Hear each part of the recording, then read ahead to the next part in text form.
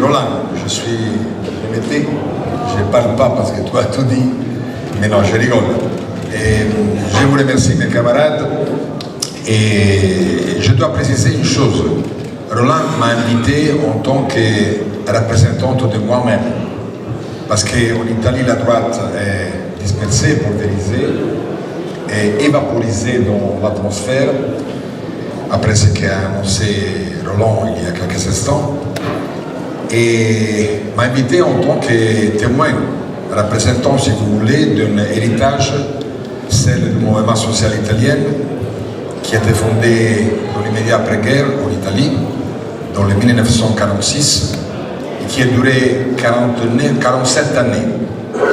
L'histoire de dignité, d'honneur, de fidélité, de noblesse morale, qui nous a amenés, pour la cohérence avec laquelle nous avons combattu en Italie, à côté du pouvoir, M. Scada, dans le sens qu'à la fin de l'histoire du MSI, Gianfranco Fini est arrivé à obtenir à Rome, dans la capitale italienne et de la chrétienté, les 48% des voix, avec les symboles de l'MSI, pas d'autre chose, sans aucune alliance avec d'autres partis.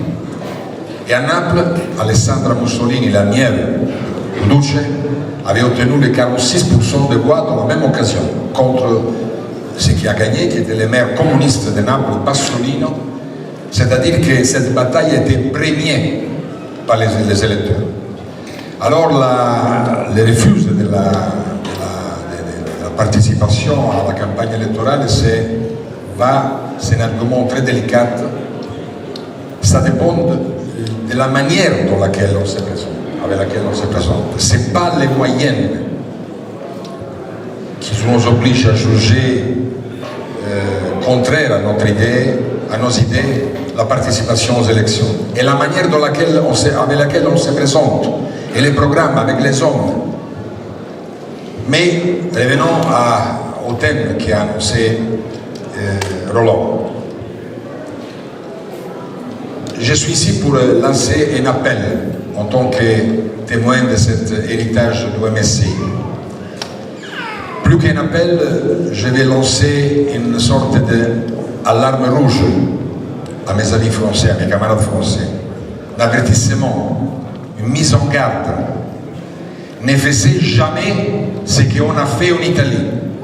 Découper les racines d'un parti, d'arrêter la vie d'un parti. Le MSI s'est suicidé, n'était pas condamné à mort par les électeurs, a été condamné à mort parce qu'il avait guidé pour certaines années. Le même scénario que nous avons vécu, que nous avons souffert en Italie, est en train d'être écrit en France. C'est ça le parallèle auquel faisait référence Roland Delis il y a quelques instants. Le même scénario. On a joué un film qui est beaucoup pareil à ce qui est en train d'être joué en France. Quel film? Un scénario avec des étapes, des dates, des manières de faire. À un certain moment, après ces résultats énormes que nous avons obtenus aux élections administratives à Rome et à Naples, 48% à Rome et 46% à Naples, l'énormité, la moitié des électeurs de Rome étaient avec nous, et de Naples aussi. On a décidé pas d'étendre la flamme. La flamme était le truc pour capturer les votes et rester. Mais on a changé de nom. On a appelé ce mouvement le mouvement Alliance Nationale. C'est un peu comme chacun de nous que lorsque va naître et baptisé, lui donne en tout cas un nom, arrivé à l'âge de 30 années, dit bon, je vais changer le nom. Et après d'autres années, je vais changer encore une fois un nom. C'est un peu là, nous vivons dans les temps du sexe flou, dans lesquels les hommes sont considérés plus hommes, les femmes plus femmes, les tombes du genre, du gender, et il y a la politique floue. la politique qui change d'identité, la carte d'identité.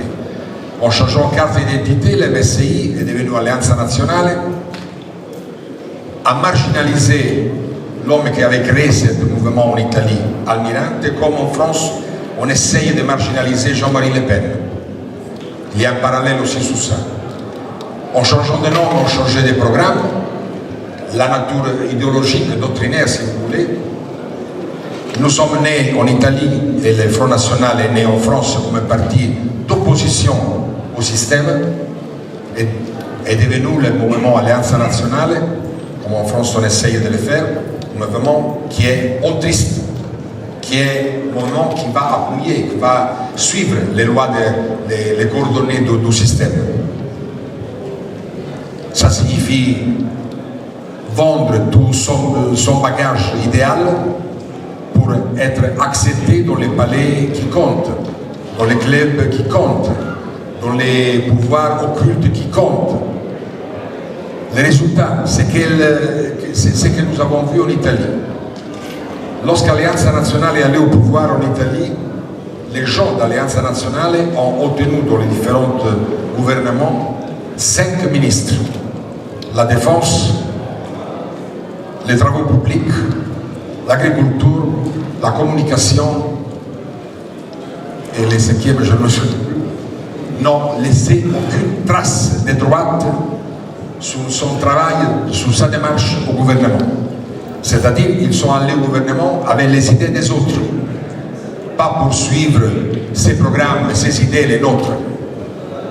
Ils ont trahi notre idée. C'est pour ça qu'à la fin de cette démarche, on jugeait juste couper, condamner à mort aussi Alleanza Nazionale et entrer dans le même parti avec un parti, soi-disant un parti flou, de plastique, comme le parti de Berlusconi, parti qui est la synthèse maximale du libéralisme de type commercial, mercantiliste, etc., que nous avons en Italie. C'est Macron ante litteram, Macron qui est arrivé avant de Macron. Et le MSI a fait cette trajectoire, MSI, Alleanza Nazionale, et confluence dans un parti libéral. Le résultat est la disparition. Maintenant, c'est pour ça que je suis quelqu'un qui parle en son nom propre. En Italie, la droite est pulvérisée et évaporée, n'existe plus. Il existe beaucoup de groupes, mouvements de base, de caractère identitaire, etc., mais sans aucune chance d'obtenir des résultats concrets dans l'immédiat au moins. Et c'est un parti qui est présent seulement dans la Chambre des députés, mais le problème c'est que tout ça est le résultat qui en France doit être analysé de la coupure des racines. Les racines de la droite italienne ont été coupées pour payer le prix de l'accès au pouvoir, de la modernisation, ce que vous rappelez la dédiabolisation, c'est la même chose, de changer de costumes, changer les noms, changer l'identité. Mon avertissement est qu'en France, avec laquelle nous vivons, nous avons vécu ensemble des saisons extraordinaires, celle de l'euro-droite, Jean-Marie Le Pen, qui nous a vus protagonistes à Strasbourg, dans les différents pays d'appartenance. La réalité, c'est qu'il faut reconstruire, récupérer les racines. Un arbre sans racines, ce n'est pas original, ce mot, n'a aucune perspective, n'a aucun futur, ne donne pas de fruits. Et les fruits de la Renaissance passeront à travers la récupération des racines, pas seulement en France, mais aussi de toutes les zones de l'Europe. Il faut se mobiliser, comme dit le slogan derrière moi, pas seulement contre l'abandon, mais aussi contre la coupure des racines. Longue vie à Synthèse nationale.